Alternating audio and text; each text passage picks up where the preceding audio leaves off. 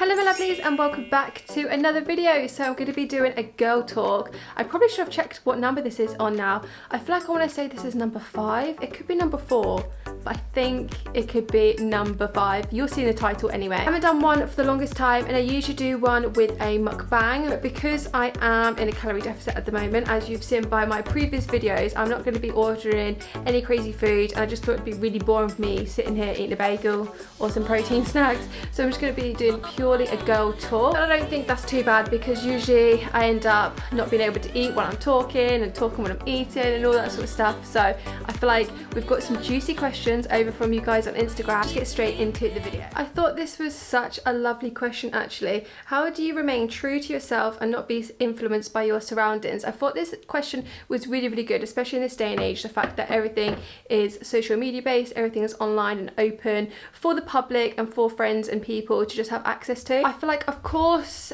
at some point in your life, you probably are going to be influenced by something, whether that's something that your friends are doing and telling you to do, or whether that's something that you're seeing on social media. Like, it is really difficult, and I completely get that for people who are growing up, especially teenagers, to not get influenced by something. And I think we're very curious people. Human race is very curious, and we want to try out new things. We want to see if that's something that we like. So there's the term FOMO at the moment, which is fear of missing out. Apparently, for a lot of people, is a massive thing. I know some of my friends really have a fear of missing out, and they have to say yes to every single thing, and therefore they've said that has made them be influenced by certain people and certain things, like, oh no, like I don't want to miss out on that or that memory, so I'm gonna go try smoking. I'm gonna try something that's not that dramatic, like maybe I'll try go on a roller coaster, and I really don't like roller coasters, for example, and they get influenced to do something that they're not completely comfortable with or they don't like because they just don't want to miss out on having that memory with a group of people,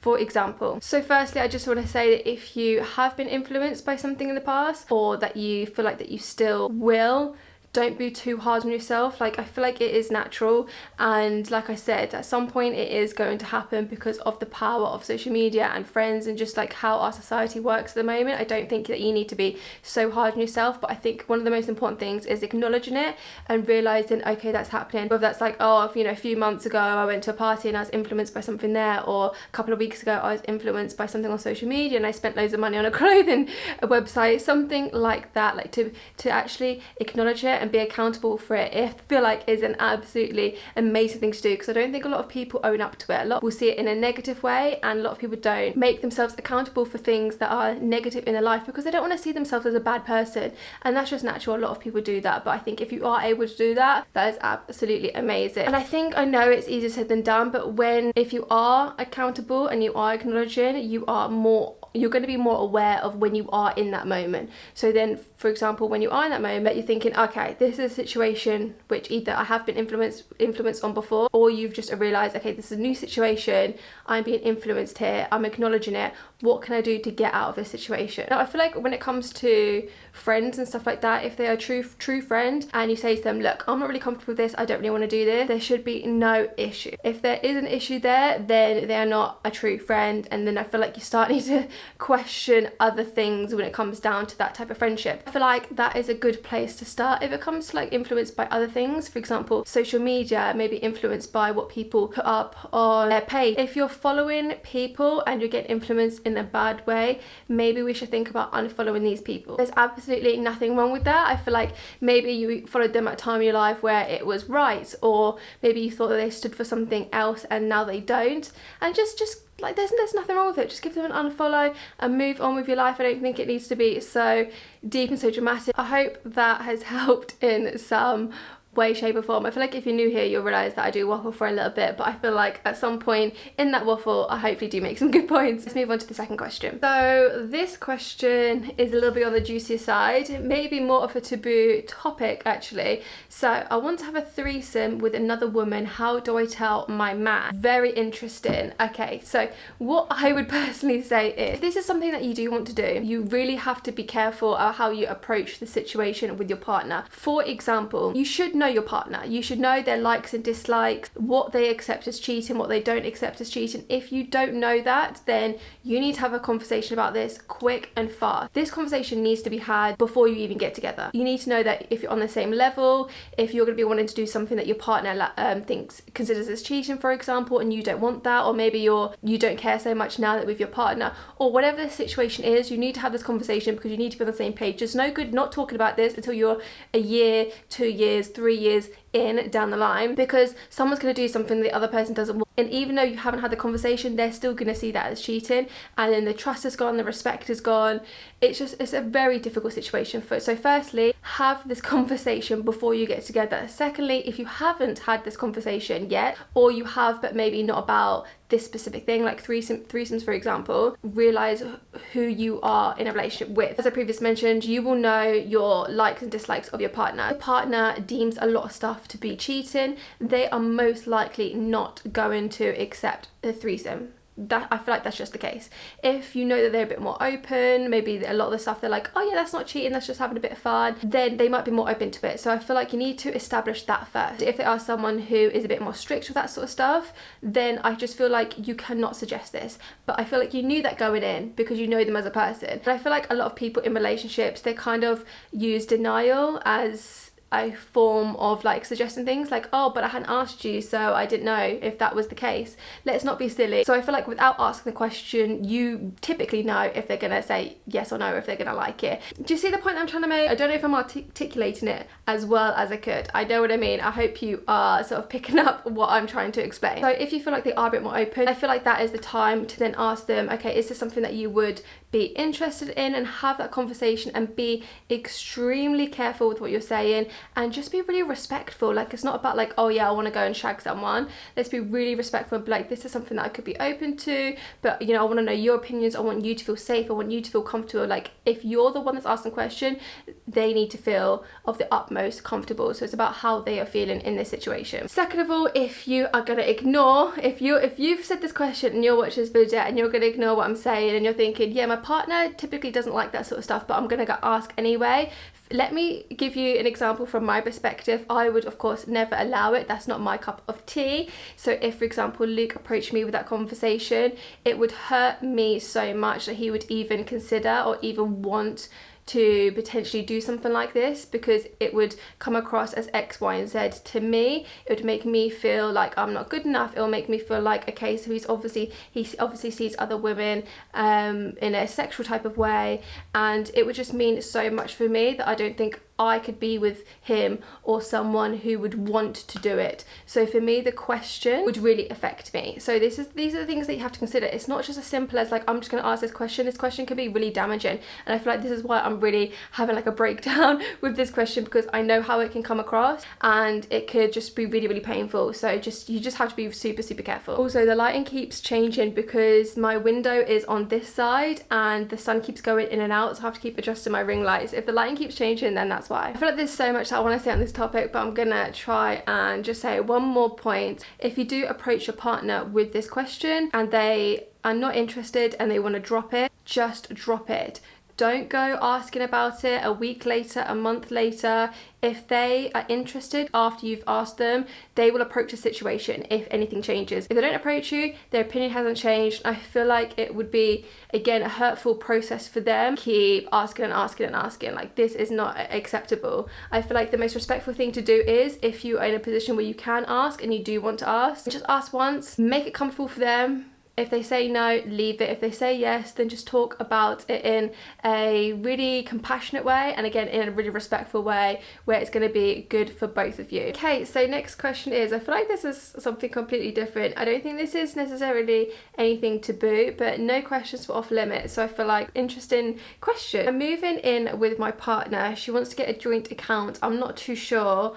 What do you think, and how can I approach the situation? First of all, congrats to you. I can't wait, honestly, to move in with Luke. So joint accounts are an interesting thing. They were definitely just something that you just do when I feel like my parents were younger and Luke's parents were younger and their parents, like, it was just a normal thing that you did. You got a house, you got a joint account. Now, of course, everyone's different. It's completely up to you and what you want to do in your relationship. Obviously, it becomes a problem when one person wants to do something and the other person wants to do something else. So obviously the main thing is sitting down, having a careful and lovely conversation about it, not for it to turn into an argument or get heated. So just really listen to the other person, hear sort of like the reason as to why they want to do it or why they don't want to do it. I think the only issue is when they are doing it for a shady reason, like maybe because they have something to hide when it comes to their finances, or because maybe they just don't trust the partner. If that's the case, then I feel like there's an issue there, and that's when it becomes, yeah, a problem. Now, I feel like what I've suggested to Luke and what we've agreed on, what I think is a good middle ground, because obviously we want to be independent, and I get it, like you want your own money because you just want to be able to spend it willy-nilly. Like it's not about hiding what you're spending, it's just like you want your own money in your own account. Like I completely get that, and I'm all for it, but joint accounts I think are actually ridiculously beneficial. So what I have suggested to Luke and what I definitely would like to do is I will have my own account, Luke will have his own account, and we'll also have a joint account. That joint account, we would set up a direct debit each month that will go into the account. So for example, we'll both put in, these are just random numbers, £1,000 into the account every month, and then all the things which are in our name, so like the rent, the bills, internet, anything like that will come out of that joint account. So that way, you know, everything is absolutely halved and you don't have to worry about anything. And you don't have to worry about like, oh, okay, well you owe me £25 for the internet. Oh, okay, well I paid this bill for £65. You actually owe me a little bit of that. And I feel like if you do it that way, like if someone pays for some stuff and someone else pays for the other stuff, like it just gets so complicated, and it just doesn't need to be that. I don't want to have to think every single month, I owe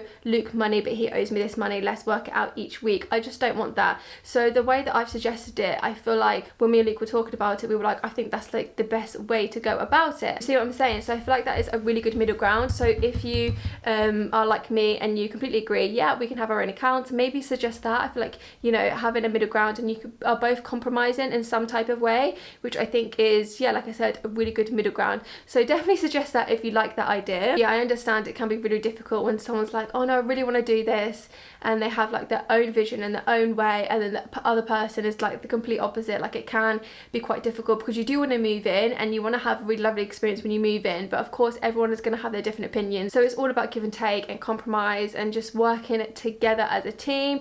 So like I said, congrats on moving in, and I hope you have a good conversation with your partner about it. Actually, before I move on to the next question, I've got multiple toxic friendship questions. That has been a really popular one for each of my videos. It's really, really interesting. I've spoken about this in my previous videos, so I'm not gonna repeat it again on this one. Definitely check them out if that's something that it is concerning you. I've gone in depth on them as well, so I just want to say that before I move on to the next question. This one resonates with me so much, so I am 100% gonna pick this one. How do you know if what you are currently doing with your life is what you are supposed to be doing? Wow, okay, here comes the really, really deep talk. Okay, let's get out your popcorn, because I feel like we're going to be here for a while, and I feel like I'm going to relate it to me because it might be helpful, and it probably might be helpful for me to actually have a little talk about it. I briefly mentioned a little thing over on my Instagram stories, and I do a lot of that stuff as well, so definitely check out my Instagram for little bits and bobs. So I am 27 years old. I'm actually 28 this year, and I feel like hitting this part of my life where I'm at that late 20 mark now changed things for me and really made me think about a lot of stuff that, for example, when I was 25, I thought, oh yeah, I've still got a few years to sort of like think about certain stuff, and now I'm at that point a few years later on. Yeah, it is scary. I feel like, let's acknowledge that, like it is super scary to be at, I feel like this part of your life, you're sort of like late 20s, approaching your 30s, and you're like, what have I done with my life? What am I doing with my life? What have I achieved? Where am I going? These are all the big questions.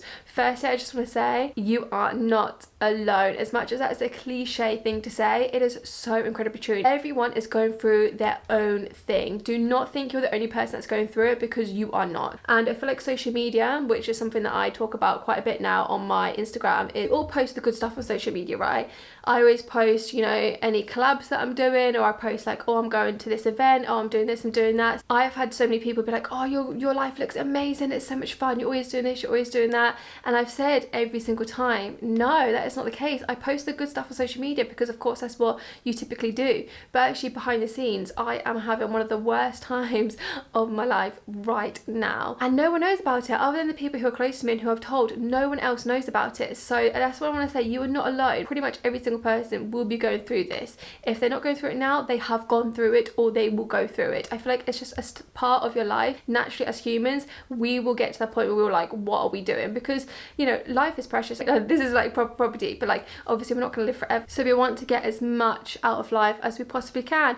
And then we do the thing where we compare ourselves to other people, which again is a natural thing that we seem to do. And actually, surprisingly, I don't typically do that. I have done in the past, and I've changed my mindset, and I don't do that anymore. As much as some people are like, oh yeah, but don't compare yourself to other people. I'm like, I'm not. I'm comparing myself to myself 3, 4, 5, 6 years ago, for example. So if you are someone who does compare themselves, we need to change that. And it's easier said than done. And it's so easy for me to be like, you need to change that and then move on. Like, it is extremely difficult. And I don't really know how I stopped doing it. I think I used to do it many years ago, and I just sort of realized, what's the point? Like, it doesn't change anything, me comparing myself to other people. I'm doing something completely different to this person and this person, this person. So why am I comparing myself to them? I don't know. I just managed to change my mindset, and I stopped doing it. But then what I started doing, I started comparing myself to myself, which I think is healthier. But then, like, you have to realize is that I'm not who I was 4 years ago, 6 years ago. Like, circumstances changes, whether that's for the better or whether for the worse. You may have progressed and, for example, done really amazingly with your career,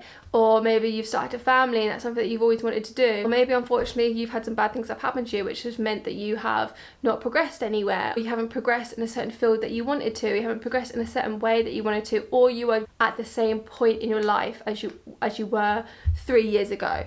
Whatever it may be. So it is tough. Like, there is a lot to go on, and I feel like for me, even though I'm actually really struggling with a similar sort of thing, like what am I doing right now at a different point in my life than I thought I was going to be, and that what I do want to be. Am I doing what I'm supposed to be doing? More relating towards the question, I realise I've gone off on a few tangents here. I feel like the important thing that I do is focus on the positives, and I feel like that is an extremely cliche thing to do. A lot of people are like, oh, just focus on the positives, just focus on the positives. But for me, it really helps. I don't typically focus on negatives, so when I do, it really affects me, and that's what I've been doing at the moment. And I've just thought, what is the point in playing the victim and just feeling really sorry for myself? Like, I feel like having that time is important.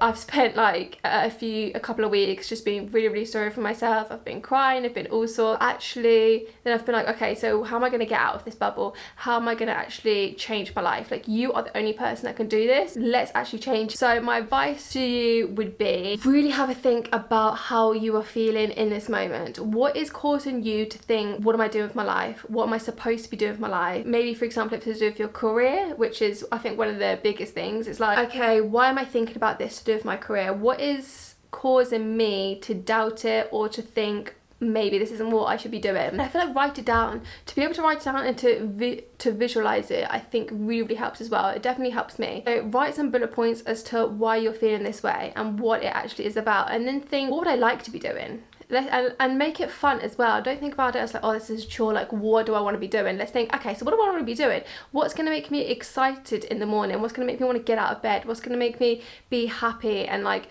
okay, I'm earning money and I'm happy about it. I'm not going to work because I have to, because I need to pay my bills. I'm going to work because I love my job and I'm getting paid about it. So let's write down things like that. Once you have an idea, oh, okay, actually I do want to be in this same field, I do want to be in this same career choice, but I actually want to be doing this. Or maybe you're thinking, actually, I've realised I don't enjoy what I'm doing at all. I'd rather be creative. I'd rather have an office job. I'd rather have this. I'd rather have that. Let's make another page, another bullet point list of how we're going to achieve that. And I'm not talking about let's just go to the top end of the scale and think, okay, I need to be getting a job in this location. I'll be earning this amount of money in order to be happy. Let's start with baby steps. Baby steps is literally the key to get into where you want in life, and just little baby steps each week. It doesn't have to be dramatic. That is what I feel like we need to start with, and that's exactly what I did. I kind of thought, okay, well, baby steps this week could be researching about a certain course that I want to do, or look on people's Instagrams that are in the same field as what I want to be doing. And then what happened, because I was researching that sort of stuff, lots of ads came up on my social media with that type of thing, and I managed to find a really good community, and in that community I started chatting to people, and it's just little baby steps, and that's how I ended up paying for a 2-month course to actually learn a skill that hopefully is going to earn me money. I know I go off on tangents, but I feel like it's important to talk about the little bits and bobs to sort of like add to the topic that we're talking about. Okay, I think I'm going to go in with one more question. I don't think I've answered I want to say as many questions. I'm not too sure. I don't know how many I typically answer, but I feel like I've gone in depth and I've spoken about them a lot, so I don't want the video to be so long, but I do want it to be informative, so that's why we're going to do just a few questions. Hey, so last question is, can I get any advice for dealing with growing up and getting more independent but missing being home and living with family? Again, another great question. Of course, as a lot of you may know if you do watch my videos, that I have been traveling a lot. So end of last year I was traveling Scandinavia, beginning of this year traveling Southeast Asia till beginning of April, and sometimes I work away from home and I also spend a lot of time at Luke's. So I spend some time at home, but then I'll spend, you know, a number of weeks at Luke's. So since posting a lot of travel content, of course that means a lot of travel content comes up on my timeline, and one of the most popular things that came up was, people don't talk about a lot, is when you go traveling and a lot of people again think you're having the most amazing time because you're traveling. Why would you not be having the most amazing time, right? When realistically that's not always the case. Like, traveling can be quite lonely, especially if you're by yourself. I'm lucky enough to go with my partner Luke, so we're not lonely because obviously we're around each other 24/7, but of course you're not with your friends and family, and if you are traveling alone, it can be a very lonely place because you just don't have someone that you're with to experience these memories with or talk to. Anyway, the point that I'm trying to make is that a lot of people don't realize is that how you can first of all miss your family a lot when you are trying to be independent and trying to follow your dreams, follow your careers, or if you feel guilty in a way that you are living your life and you're having a good time, you're like, maybe you've moved out, or you're focusing on work, you're focusing on yourself, you're focusing on a relationship, friendships, traveling, whatever you are focusing on, and you start to feel guilty because you don't see your family all the time now, or maybe they're messaging you, oh, like, hey, let's meet up, you know, I really want to go for a meal, or X, Y, and Z, and you're like, oh, I really can't, like, I'm busy, like, I'm trying to work on myself, I'm trying to work on my career, and you start to feel guilty and slash, or you start to miss them. Like, I feel like that's a very typical thing. Again, similarly to what I've said before, let's acknowledge that this is a very normal thing. It needs to be normalized. I feel like to know that other people go through it sometimes helps a lot of people. Talking about it to people who are going through something similar, or maybe your partner or a friend who can actually sympathize and empathize with you and just be there for you. And now a little bit more tailored towards the actual question. Yeah, missing home is a very natural thing, especially if you're really close to your family. You're always going to miss home. I think it's something to actually love and embrace. The privilege to be in a position where you can live independently but miss home. I look at it as a privilege and I look at it as a positive, as opposed to, oh, like, I've moved out but I really miss them with a negative connotation. I think, wow, like, I'm in a lovely position to be able to feel this way, and I take it in a positive, and I know that's not necessarily everyone's cup of tea. And lastly, you know, you can always do things like set up some FaceTimes or Skype calls if people want to go on Skype. I know some of my family really love a good Skype call. Like, they don't do FaceTime, but they do Skype. Like, you know, you can be independent, you can move out, you can be focused on yourself and your career or whatever you want to be focusing on, miss your family and be like, look, I don't have the time to come and see you guys. You know, it doesn't have to be so dramatic as my previous point before and be like, oh yeah, let's try and change our mindset into thinking positively. It could just be like, message them, tell them that you love them, be like, okay, are you free at any time this week to have a FaceTime? Like, that is all okay. You can still be independent, you can still miss your family, and you can still regularly keep in contact with them. Like, that's absolutely fine.